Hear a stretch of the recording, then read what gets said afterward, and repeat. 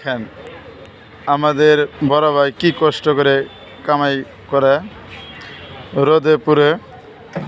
এই যে গাড়ি দেখছেন, গাড়ি প্রথম যে সময় নামলো গাড়িটির দাম ছিল প্রায় 65,000।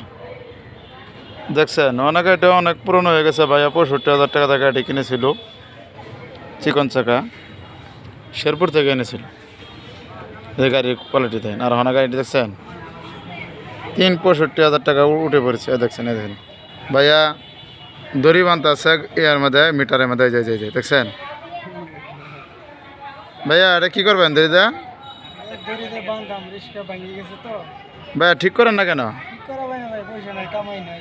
কে কামাই কি কম নাকি?